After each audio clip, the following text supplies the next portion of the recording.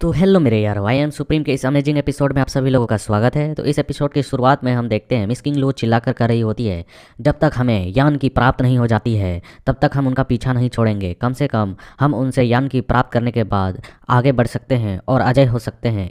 इसीलिए आइए इसे हासिल करने के लिए एकत्रित होकर अपनी ताकत को बढ़ाएं और इन पर हमला करें। तभी हम देखते हैं लियन दूसरी ओर से चिल्लाते हुए कहता है कि नहीं, हम उन पर हमला करने के लिए बिल्कुल भी नहीं बढ़ सकते हैं। लेडी किंग लुओ, आप उनके बैटलशिप की ओर ध्यान दें, उनकी स्पीड पहले की तुलना में धीमी हो चुकी है।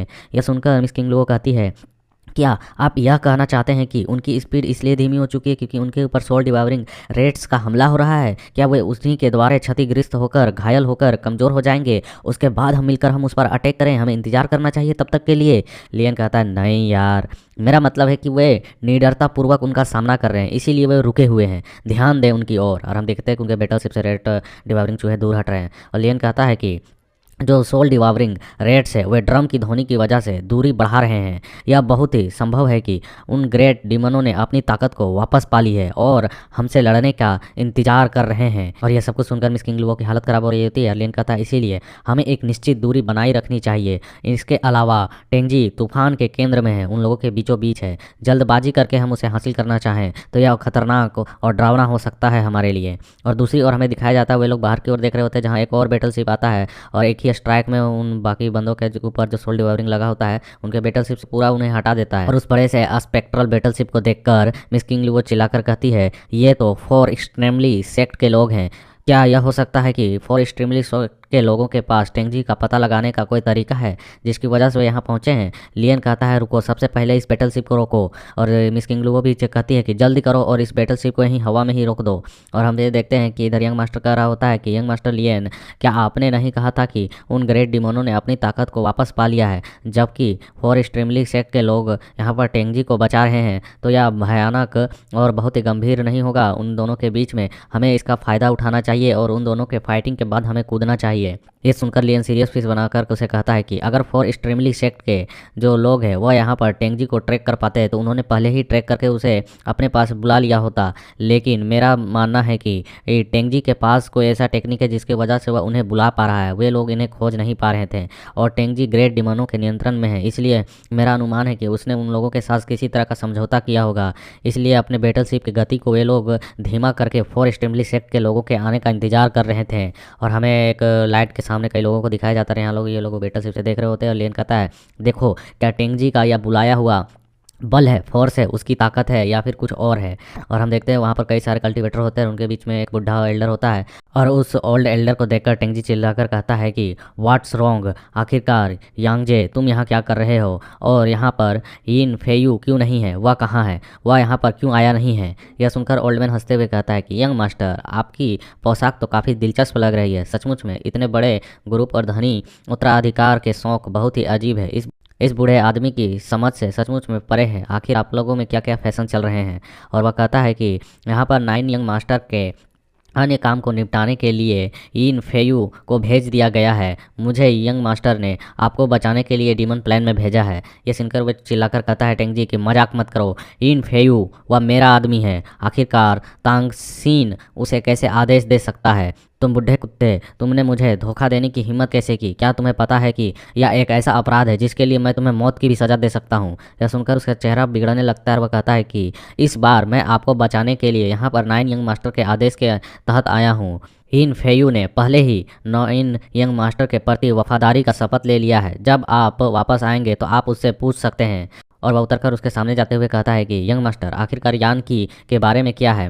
मेरे यहाँ आने से पहले 9 यंग मास्टर ने मुझे बार बार याद दिलाया है कि यान की अत्यंत महत्वपूर्ण है और इसे खोना किसी कीमत पर भी नहीं है। पहले आप मुझे एक नज़र यान की पर डालने दें ताकि मैं उन्हें रिपोर्ट कर सकूँ।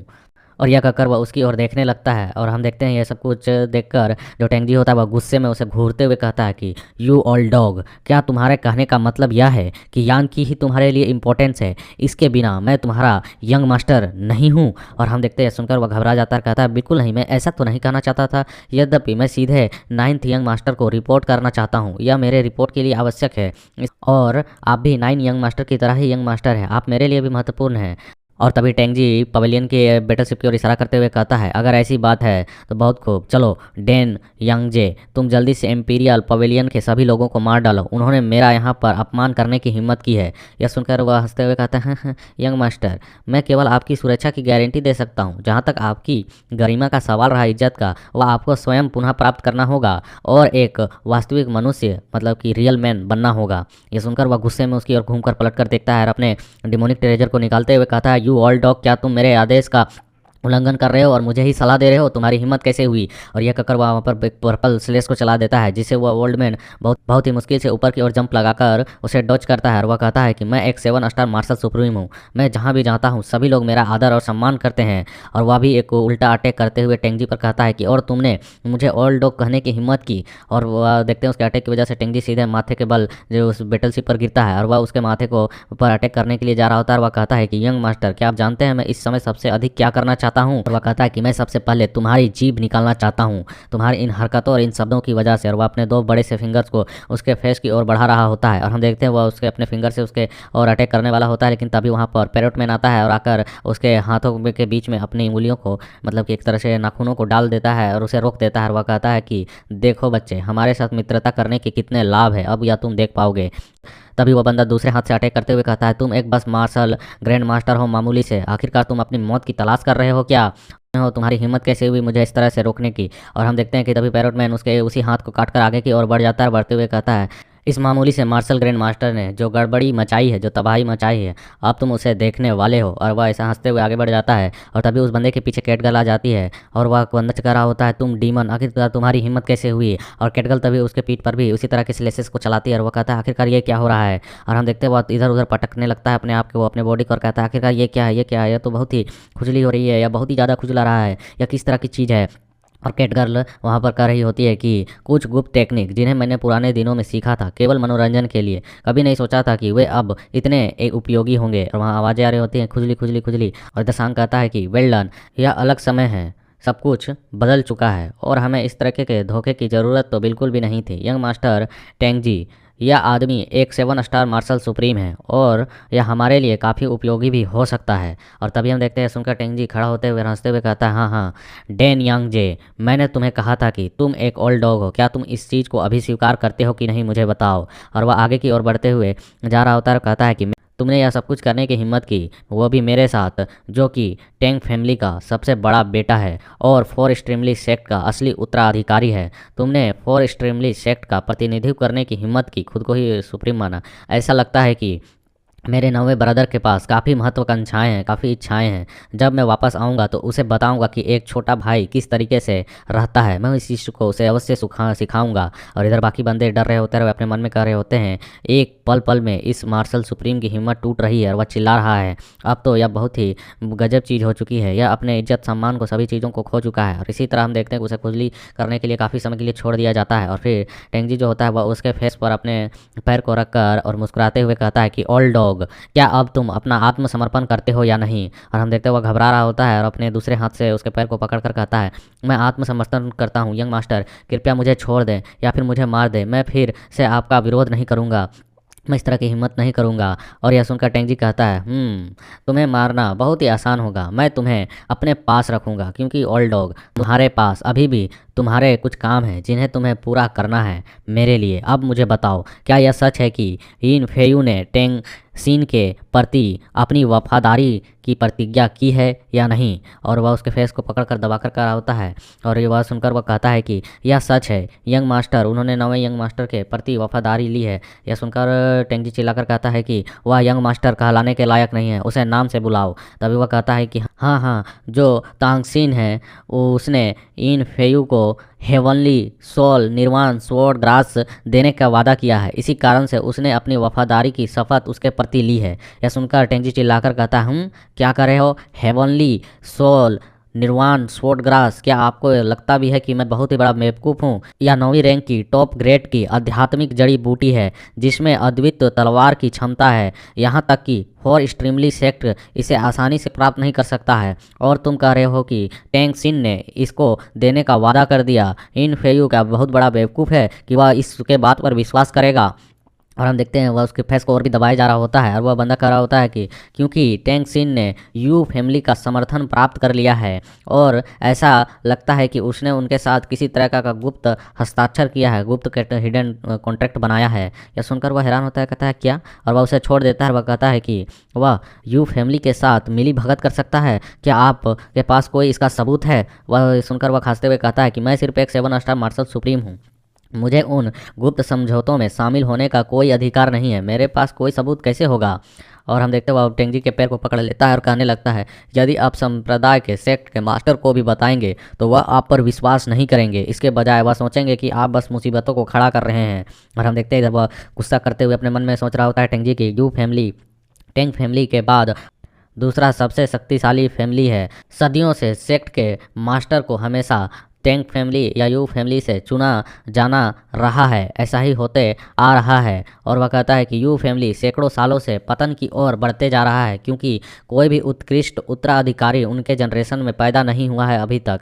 ऐसा माना जाता है कि धीरे धीरे वह बर्बाद हो रहा है, लेकिन यह सोचना कि टैंक सेन ने उनका साथ ले लिया है, उनके साथ मिली भगत कर लिया है, यह सचमुच में बहुत ही दुस्साहसपूर्ण कार्य है। मैं इसके लिए उसे माफ़ नहीं करूँगा। तभी मिस्टर सांग उसके कंधे पर आकर हाथ रखकर उसे कहते हैं कि अभी के लिए हमारे पास एक ऐसा समय है कि हमें दूसरे समस्याओं का समाधान करना चाहिए। मत भूलिए कि आपके पास हमारे जैसे फ्रेंड्स भी हैं। आइए सबसे पहले इस डीमन प्लेन के जो विवादों हैं उनका निपटारा करें। यह सुनकर टेंजी खुश हो जाता है, कहता है कि सचमुच में लॉर्ड सांग आप सही कर रहे हैं। और वह अपने मन में कहता है, यदि इन डीमन जाति के व्यक्तियों का उपयोग मेरे द्वारा किया जा सके तो भले ही हम यू फैमिली के साथ प्रतिस्पर्धा बराबरी तौर पे नहीं कर पाते थे, लेकिन अब उनसे पीछे भी नहीं रह पाएंगे। जो यू फैमिली वो भी पावरफुल है और अभी भी पावर में मौजूद है, इसीलिए वह कर रहा है। और हम देखते हैं कि वह चिल्लाकर कहता है, जो लोग मेरे प्रति अपनी वफादारी की प्रतिज्ञा करेंगे और उन्हें सर्वोच्च सम्मान दिया जाएगा, जो लोग ऐसा नहीं करेंगे उनके पूरे फैमिली को मार डाला जाएगा, उनके 9 पीढ़ियों को ख़त्म कर दिया जाएगा। और हम देखते हैं इसके इस धमकी के बाद सभी लोग एक साथ चिल्लाकर कहने लगते हैं, हम सबसे बड़े यंग मास्टर की वफादारी के लिए शपथ लेते हैं, हम सबसे यंग मास्टर के लिए प्रति अपनी वफादारी की शपथ लेते हैं। तांग सिन वह सचमुच में बहुत ही घिनौना और घृणित कार्य किया हुआ बहुत ही कमीना व्यक्ति है। तांग सिंह मैं तुम्हें और तुम्हारे पूर्वजों को 8 पीढ़ियों तक श्राप देता हूँ। तभी दूसरा चिल्लाकर कहता है, वे तू क्या कर रहा है, वो एक ही फैमिली के हैं, तुम उनके भी पूर्वज को गाली दे रहे हो। और फिर वो कहता है, ओ ऐसी बात है, तब फिर तांग सिन को मार डालो, तांग सिन को मार डालो। और हम फिर देखते हैं इधर टेंगजी पलटकर कहता है, लॉर्ड सांग एम्पेरियल पवेलियन का बैटलशिप अभी भी लगातार हमारा पीछा कर रहा है, क्या हमें लड़ना चाहिए या फिर यहाँ से भाग जाना चाहिए, बताइए। और फिर हम देखते हैं यह सुनकर वह सोचने लगता है, पीछे की ओर पलटकर देखता है जहाँ पर इसके सारे बंदे लड़ने को बेकाबू होते हैं और वे लोग अपनी एनर्जी को रिलीज कर रहे होते हैं। यह देखकर सांग कहता है, ऑल राइट ठीक है। और वह अपने मुट्ठी को चटकाते हुए तैयार होते हुए कहता है कि चूंकि हर कोई लड़ना चाहता है तो आओ थोड़ी सी फाइट ही कर लिया जाए। तभी टेंगजी चिल्लाकर कहता है, सभी लोग एम्पीरियल पवेलियन की बैटलशिप पर हमला करने के लिए तैयार हो जाओ। और हम देखते हुए सभी लोग कहते हैं, यस मास्टर। और हम देखते हैं एक तरफ 2 बैटलशिप मौजूद होती है और दूसरी तरफ लियन का एम्पीरियल पवेलियन का बैटलशिप होता है, जिस पर सोल डिवावरिंग रेड्स का अभी भी हमला किया ही जा रहा होता है। और वहाँ पर हम देखते हैं उनके द्वारा बीम को चार्ज होते हुए अटैकिंग बीम को, जो कि दूसरी ओर से हो रहा होता है चार्ज। और यह सब कुछ सीन देखकर लियन बहुत ही घबरा चुका होता है और हैरानी के साथ कहता है कि तो यह चीज़ अब पता चल रही है कि फॉर एक्सट्रीमली सेक्ट हमारे खिलाफ कदम उठाने जा रहा है। और इधर सभी लोग हैरान होते हैं, नीचे राइटर का लिखा होता है कि क्या लड़ाई फिर से शुरू होने वाली है।